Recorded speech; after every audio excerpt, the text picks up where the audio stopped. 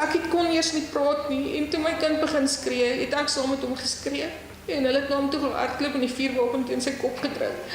En gesê ons moet stil bly en ek moet die huis oopsluit. I opened the door and I was grabbed by a guy, put his arm around my neck and held a gun to my head.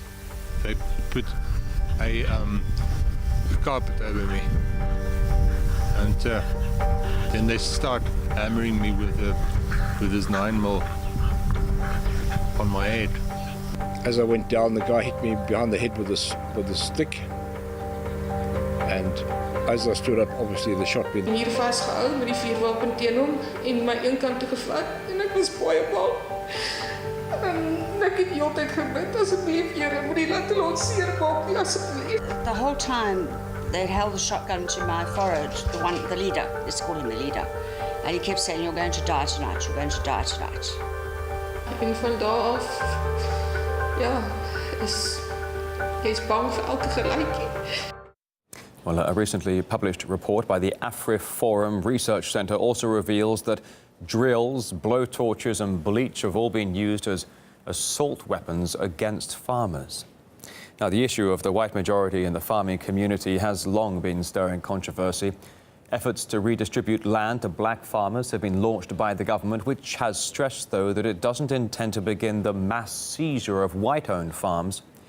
The recent spike in attacks has put the issue on the radar, but violence against farm owners has actually been happening for decades.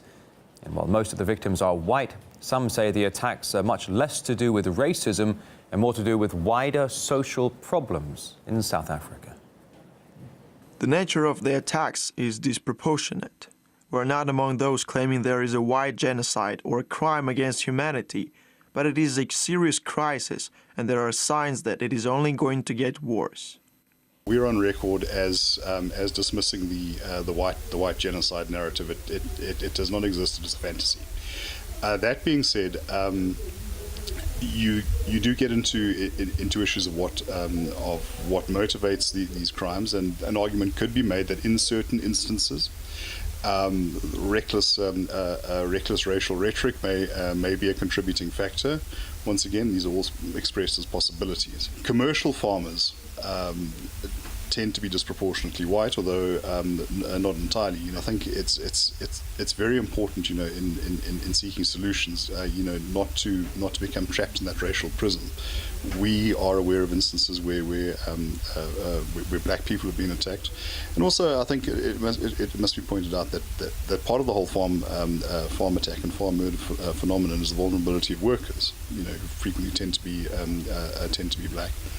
And there have been instances where black people have risked their lives to protect white people under attack, and vice versa, as a case we followed in the Free State.